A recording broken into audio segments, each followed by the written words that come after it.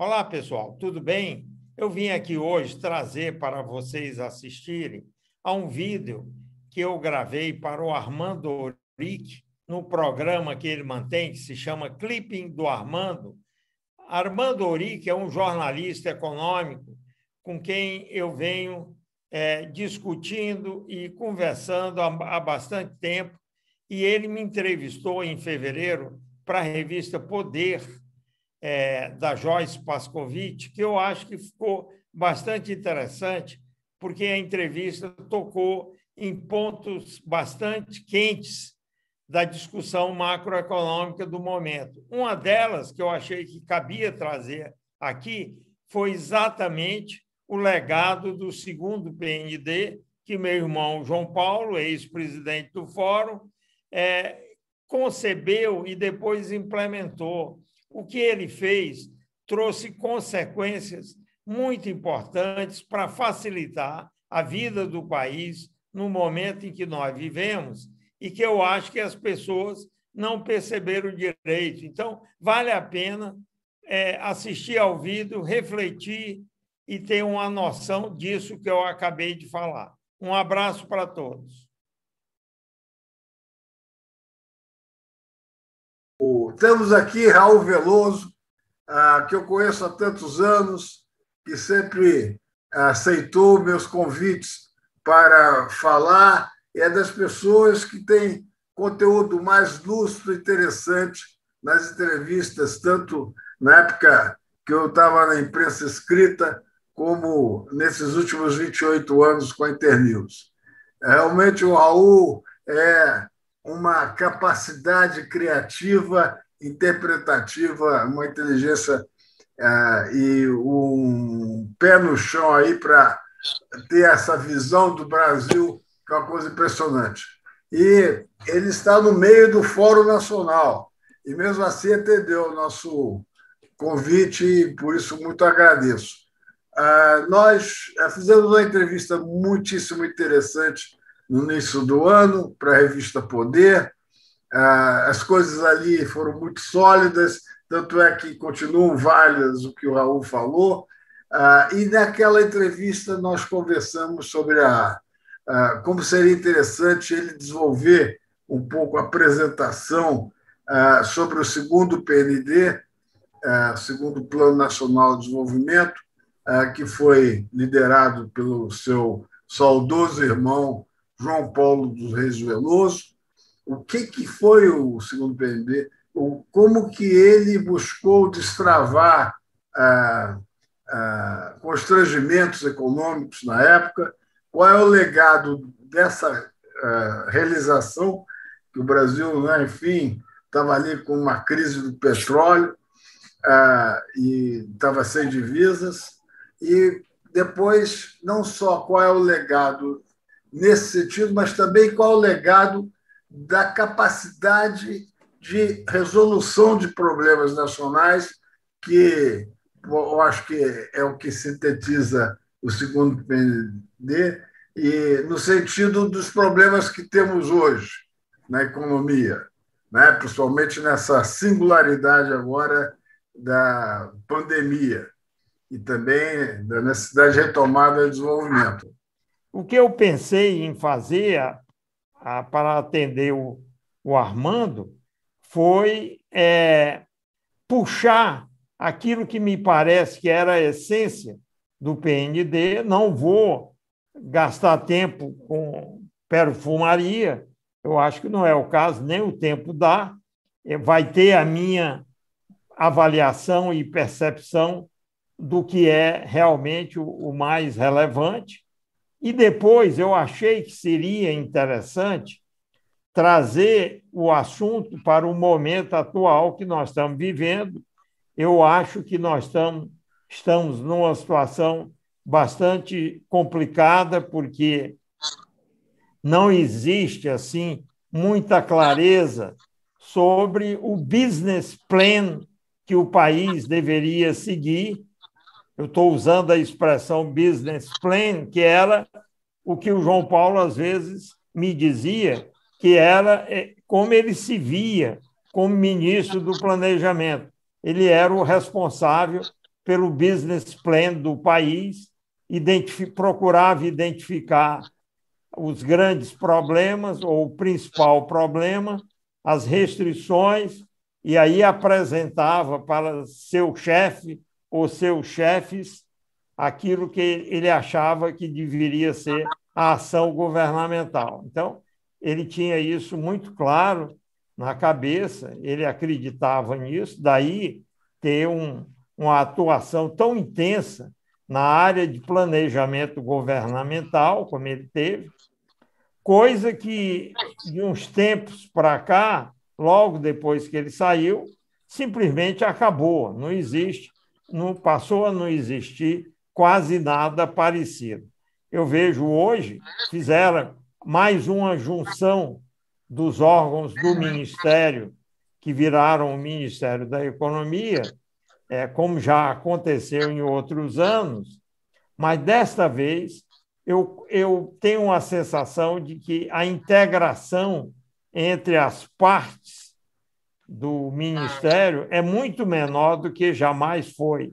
A comunicação entre os departamentos, as discussões, como eu estou em Brasília e conheço muita gente que atua no governo, é verdade que nesse governo houve muitas mudanças, né, de ocupação de cargos. Mas, mesmo assim, eu consigo acompanhar um pouco, e a minha sensação é essa: é um ministério estranho, desarticulado, e realmente não vejo o ministro da Economia fazendo o papel que, em grande medida, o João Paulo executava, principalmente no governo Geisel, que é quando o segundo PND foi parte importante da discussão do governo. Enfim, então, tendo dito isso, eu vou direto à minha interpretação. Como eu disse, eu convivi com ele muito de perto todo esse período, e depois acho que tem alguém entrando aí. E depois eu também convivi com ele no Fórum Nacional, desde o primeiro, são 33 anos de fórum, e eu acabei herdando, eu achei que era minha obrigação tocar o fórum, não deixar ele acabar, na medida do possível, para manter um pouco daquilo que o João Paulo queria fazer. Bom, tendo dito isso, eu vou direto ao ponto, dizendo para você o seguinte: eu organizei minha apresentação em duas partes. Numa parte, eu vou ter foco no segundo PND, naquilo que me parece que é essencial. Eu não estou aqui para, vamos dizer, gastar tempo com coisas em volta, superficiais. Eu estou buscando a essência. Nós não temos tempo aqui para gastar com coisas que não são fundamentais. Nessa primeira parte, o foco é o segundo PND. Na segunda parte, eu peguei emprestado do Armando, aliás, em toda a minha apresentação tem pedaços desse empréstimo, a entrevista que nós fizemos juntos para a revista Poder. Eu coloquei algumas perguntas que me pareceram, com a resposta que eu dei, que me pareceram relevantes para a gente colocar em discussão. É quase como se eu tivesse chamado o João Paulo do além e tivesse dito para ele: senta aqui do meu lado, vamos ver como muitas dessas questões estão se mostrando hoje e o que é que você acharia delas, tendo tido experiências prévias como a do segundo PND. Como não foi possível chamá-lo do além, até que tentei, mas não deu, né? O que eu resolvi fazer? Foi me posicionar como eu acho que ele se posicionaria. Por uma razão simples: a gente tinha muita identificação nos posicionamentos, dificilmente as nossas opiniões sobre o que eu vou colocar mais para o final. Eu não sei quanto tempo vai dar para eu fazer isso, mas não sei se tem uma ou outra coisa com que ele não concordaria. Eu vou esperar que a gente esteja afinado naquilo que eu coloquei. Assim, fica uma coisa mais legítima e interessante para a gente fazer. Tendo dito isso, eu vou começar a minha apresentação exatamente chamando a atenção, porque eu coloquei duas partes. A primeira parte é essa. Eu já começo com uma pergunta que o Armando tinha feito para mim. Essa primeira aí, eu simplesmente repeti quando ele disse para mim, numa certa altura da entrevista na Poder, o seguinte: durante o governo Geisel, o segundo PND do seu irmão enfatizavam a política econômica de estímulo a investimentos na indústria. Ele não pensava na agricultura como você propôs. Aí eu disse para o Armando, e aí vocês vão ver o que é que eu digo. Eu digo, não, eu acho que a leitura que você fez não é a leitura que eu queria que fosse feita. E a leitura que eu queria que fosse feita é a seguinte: quando você disse, ele não pensava quando o Armando disse, ele não pensava na agricultura como você está propondo. Aí eu vou dizer, pensava sim, convivi tanto com ele que estou pensando em recuperar a visão que ele tinha. Já sobre a indústria, ele tinha uma atenção especial, mas não para dar uma proteção forte.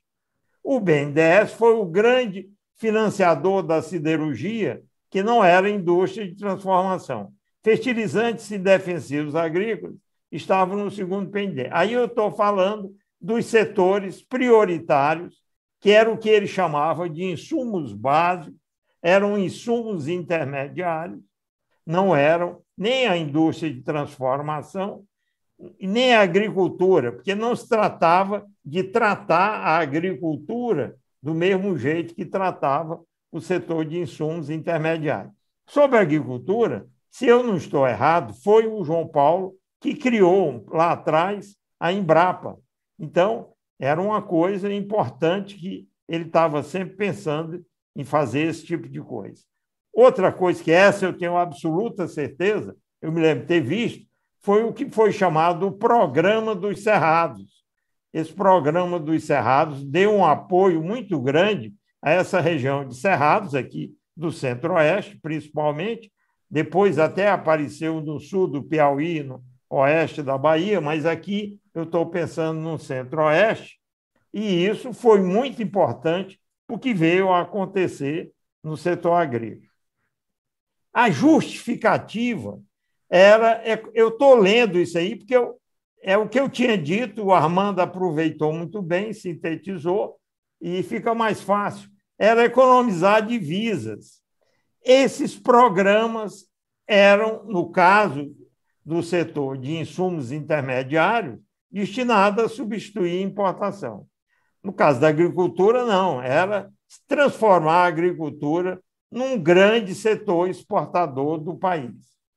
A grande preocupação dele era o Brasil não ter dólares. Quer dizer, boa parte da vida dele, do que ele estudou, do que ele acompanhou, era um período de alta escassez de divisas. Este era o problema crítico, número um, que ele colocava sempre quando ele ia conversar com o presidente da República. Ele dizia, a restrição fundamental, escassez de divisas, nós temos de fazer isso, isso e aquilo, e por aí seguir.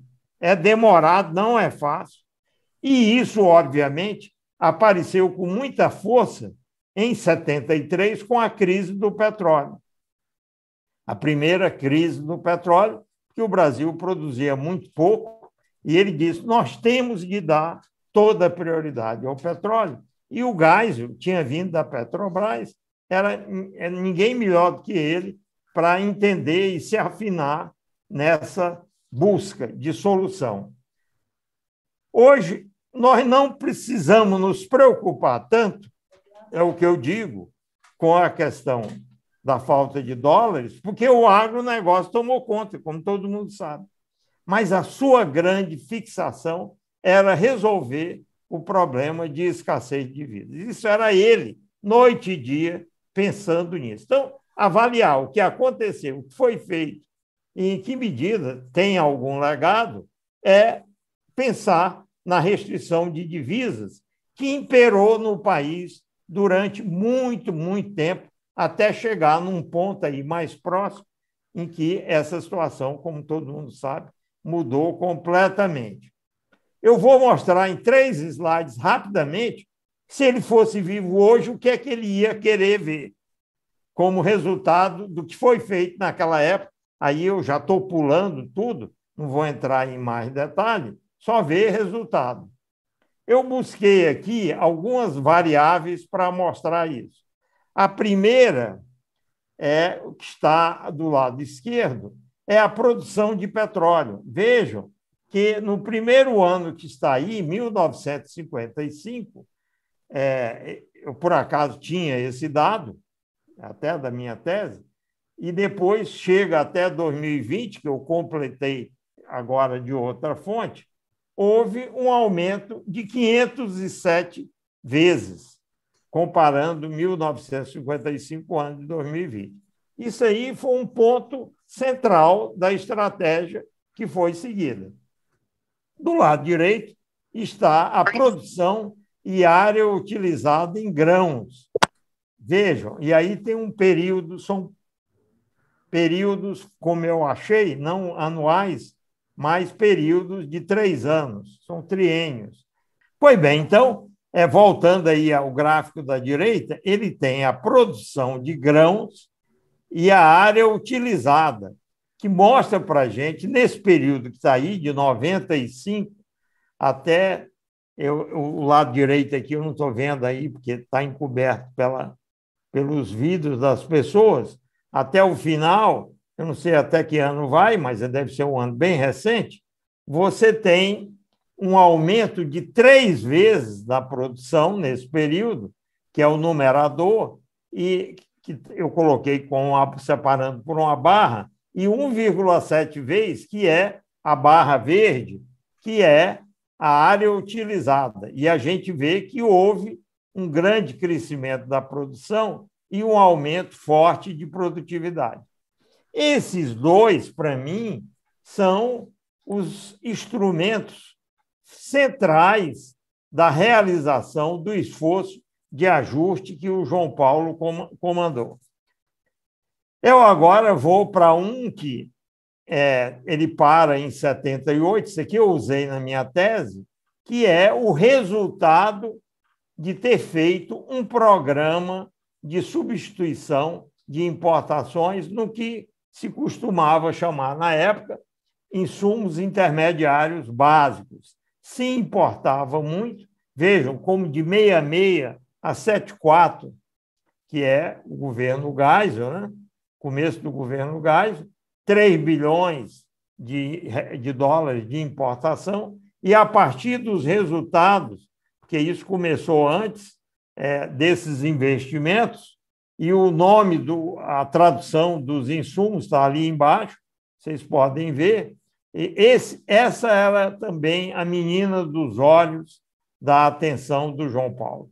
Isso, o BNDES foi um grande financiador, ele acompanhava isso diariamente, e a partir de um certo momento, vocês estão vendo, as importações começam a cair. Então, ele trabalhou para reduzir importação de petróleo e importação de insumos intermediários básicos. E, ao mesmo tempo, por isso que eu disse que ele olhou muito para a agricultura, ele queria expandir as exportações desse segmento. Isso era o que eu chamo de, segundo o PND, era o plano na cabeça do João Paulo. Agora vem o resultado final disso aí. É claro que a associação de causa e efeito nem sempre é exata ou simples de fazer, mas eu coloquei o gráfico da evolução das reservas internacionais. Vocês veem que ainda, mesmo em 95, nós tínhamos 50 bilhões de dólares de reserva, e no ano, o que eu estou enxergando aqui, 2016, está 365 bilhões. Este foi o resultado completo, final, desse esforço que foi feito, e que esse aqui é o problema, que ia demorar. Eu me lembro quando eu discutia isso ao longo do tempo com o João Paulo, ele dizia sempre para mim, eu fiz um programa de real longo prazo, era algo para produzir efeitos e produzir resultados favoráveis, só mesmo com muito tempo. Eu fiquei pensando, realmente, num regime político democrático, como a gente teve ou tem, é muito difícil você trabalhar com um horizonte de tempo tão longo, né? Então, claro, o Geisel era o que o Geisel queria e o que outros governos militares também quiseram, mas o fato é esse. O resultado final, para mim, foi nós termos podido chegar a acumular um estoque de reserva próximo de 400 bilhões de dólares. Esse, para mim, é o grande resultado de tudo isso. É a marca central do que foi feito e também porque eu vejo nisso aí um outro resultado muito importante para o que nós estamos passando hoje. E eu não sei se o João Paulo tinha pensado que ia chegar assim e ia produzir o outro resultado que eu vou mencionar, porque não me lembro de ter discutido isso com ele. Mas se ele fosse vivo, como a gente vivia discutindo a economia brasileira, seguramente isso sairia na nossa conversa e eu ia perguntar: você pensou no grande resultado que viria a partir daí? Bom, mas antes de chegar no efeito principal disso tudo, eu vou dizer o que ele queria nem de longe olhar. Tinha coisas que, se ele tivesse vendo nesse período que passou mais recente, ele não ia querer nem olhar. Que era o quê? Primeiro, a desabada dos investimentos públicos. Ele era um cara focado em investimento público, per se. Ele tinha a noção, a meu ver, correta, de que o investimento deveria desempenhar um papel fundamental. Eu tenho conversado com autoridades do governo atual e percebo que lá não existe esse interesse. Não é por outra razão que nós estamos com o valor de 1,5% do PIB, isso é dado do IBGE, que fica confrontado com 5,4% do PIB na segunda metade aqui dos anos 60. Então, esse era um número que ele não gostaria de olhar, não gostava e não queria discutir de raiva. Ele dizia, isso é um absurdo. Ao mesmo tempo que foi feito aquilo tudo que ele concebeu, ele tinha também a preocupação com o investimento público. Outra coisa que ele não gostaria de olhar, e eu uso muito esses dois gráficos nas minhas apresentações, que é uma extensão do gráfico anterior, colocar o investimento em infraestrutura. Aquele outro era investimento público em geral. Aqui é infraestrutura, separando em público e privado. Eu consegui juntar estudos disponíveis no exterior só e outros daqui para conseguir montar uma série de 80 para cá.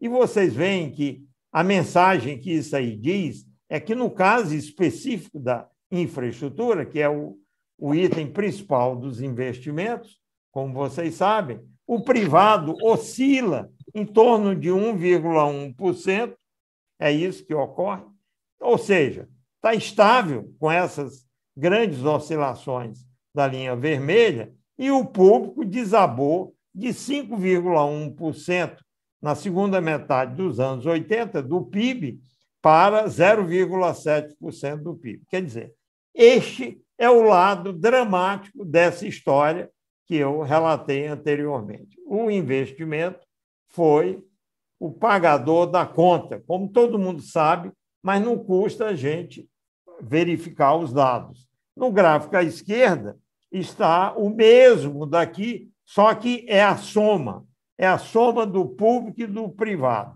Aí eu tenho o total, que é a linha vermelha, vocês veem a desabada aqui dos anos 80 até o último dado, que, se eu não me engano, é 2018, e o efeito que a gente enxerga na evolução da taxa de crescimento do PIB. A correlação está aí entre queda do investimento e a queda da taxa de crescimento do PIB. Se ele tivesse do meu lado discutindo, eu cheguei a discutir muito com ele esse tipo de gráfico antes dele falecer, e ele dizia para mim, olha que absurdo, nós temos de continuar. Ele se sentia trabalhando como se fosse o ministro. É claro que ele dizia no fórum, né, ele dizia para mim, eu estou no fórum, nós precisamos discutir, porque como eu participei de todos os fóruns, ele me tratava assim como se eu fosse o colega dele, o assessor dele no fórum, como se o fórum fosse um ministério à parte, né? Mas, enfim, ele falava assim, nós temos de pensar mais sobre isso aí, porque eu sei de uma série de coisas que levaram a isso, mas essas coisas não poderiam estar acontecendo. Do mesmo jeito que ele gostava de ver a primeira parte dos dados que levaram àquela situação das reservas, ele tinha uma tristeza muito grande de olhar essa variável. Bom, aí vamos. Aí digo eu, mas vejam o senhor subproduto da política seguida no segundo PND. O alto grau de autonomia monetária que seu criador talvez não antecipasse. Eu não sei porque ele nunca discutiu isso comigo, mas aquela história da substituição de importações, do aumento de exportações, do agronegócio e do aumento das reservas, permite hoje, aí eu começo a tratar de temas do momento, que haja uma autonomia muito maior, que eu estou chamando aí também, pelo que eu ouço, autonomia monetária em relação a uma situação em que você tivesse algo completamente diferente do que existe por trás dessas contas, que é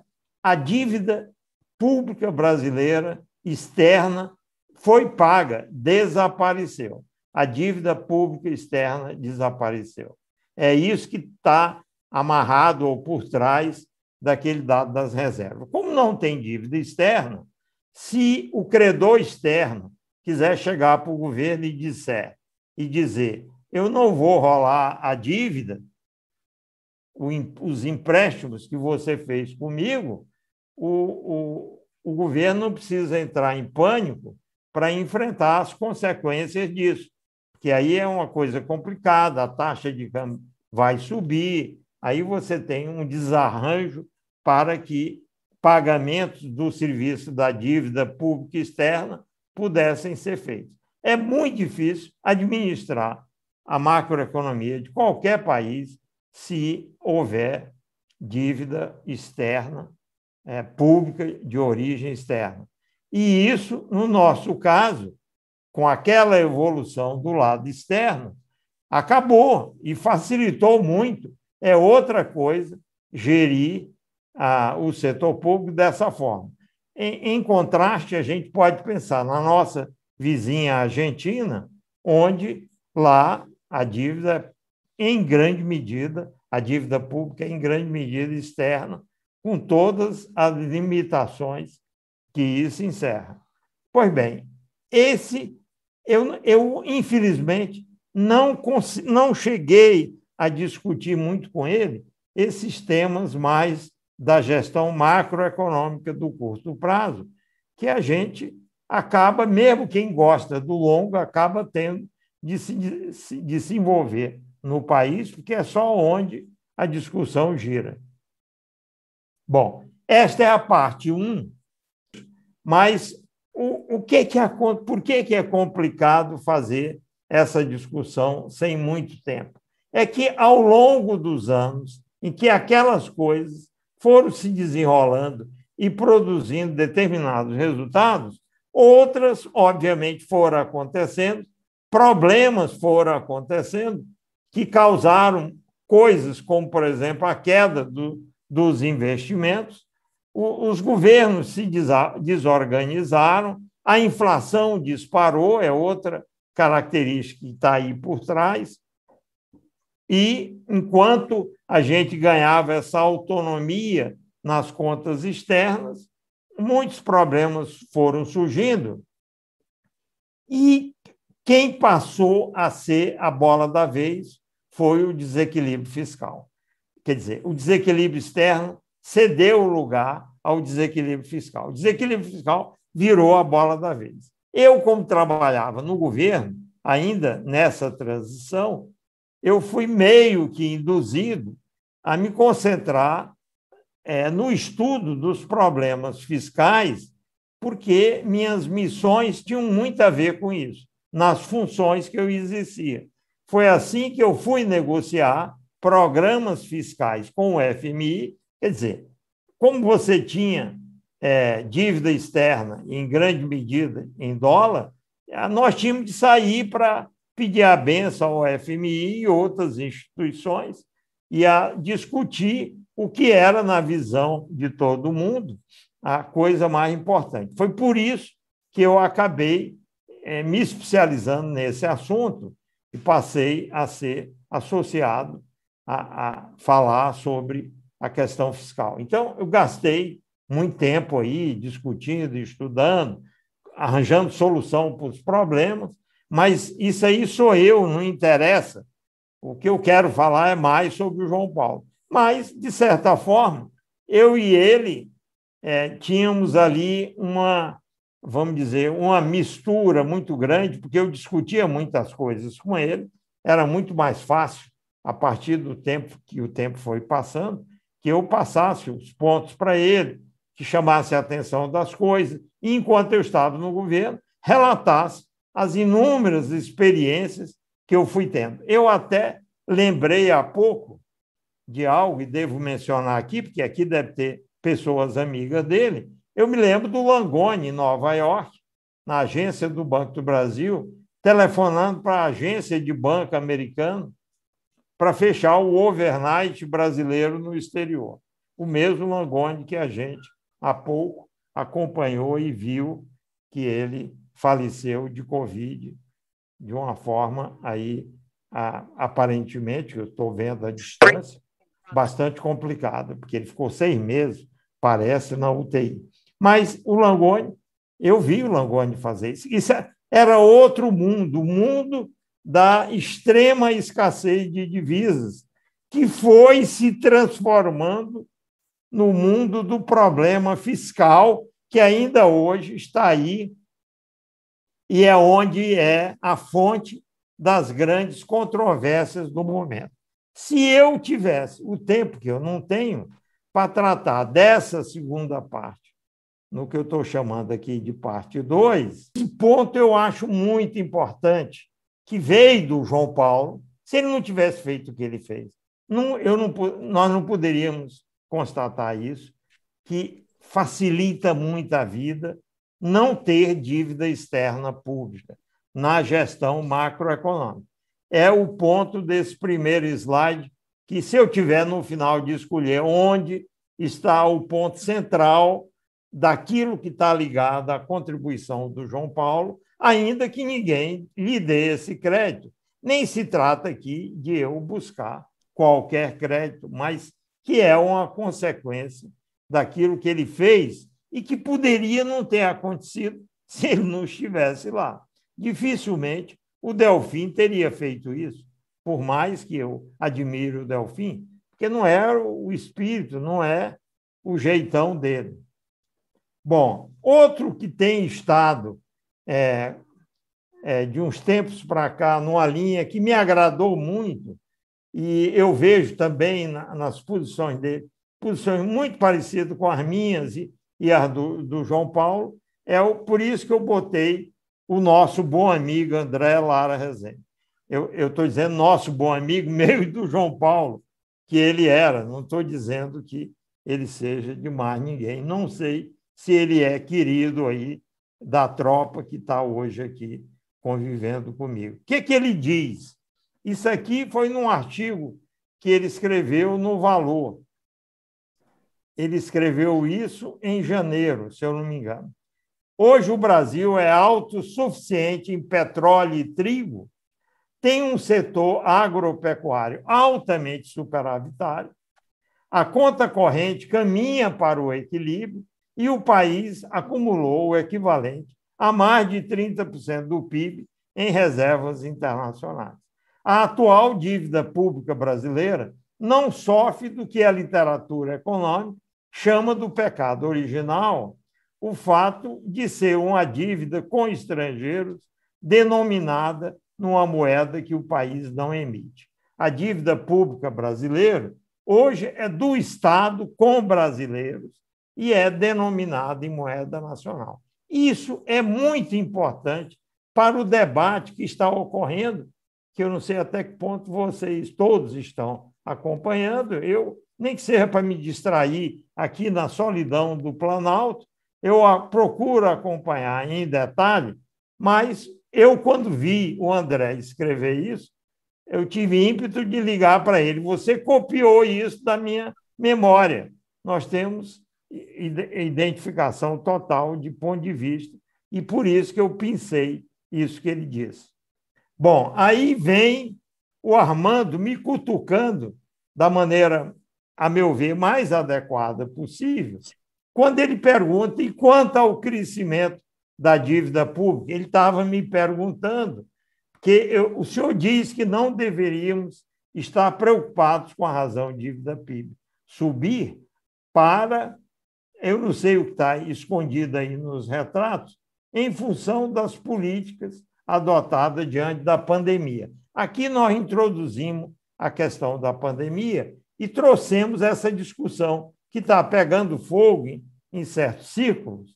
E aqui dentro do Brasil, o André, que está liderando a corrente não convencional, e os convencionais, muitos deles podem estar me escutando aí e ficando inquietos, estão tendo divergência feroz com isso. Eu sinto, eu estou colocando dentro desse espírito de trazer o que está sendo quente hoje, não é mais a história da divisa. É isto aqui que eu estou mencionando, e do que eu me lembro que eu conversei com o João Paulo, eu acho que eu posso dizer que eu e ele temos afinidade total nos pontos de vista sobre isso. Infelizmente, eu não vou poder discutir mais sobre isso, nem é o objetivo aqui, é mais fazer esse registro, porque aí nós precisaríamos estar fazendo um outro evento, Armando, não é esse do segundo PND, do João Paulo, mas eu achei que seria interessante fazer isso. Aí você mesmo me perguntou algo que o André falou, e no fundo, gira em torno da mesma coisa. Aí vem a discussão de inflação, de desemprego, no momento, e aí por que não me preocupo em encurtamento do prazo da dívida? Eu tenho reformulado minhas posições muito na linha do que o André fez também, para discutir as questões de curto prazo, de taxa de juros, que não é o caso de discutir. Eu apenas quero fazer o registro para vocês para dizer, creio que eu e o João Paulo, pelo que eu me lembro do que eu discuti com ele nos últimos tempos, tínhamos bastante afinidade em relação a esses pontos. Bom, aí é a questão da crise de 2008, é possível manter o juro baixo, recuperar a capacidade de investimento público, e aqui eu estou chegando aqui ao final, apenas para mencionar para vocês onde é que está o foco do meu esforço no momento. Eu estou com muito foco no que me parece ser o problema central das contas públicas brasileiras, que é o desequilíbrio previdenciário.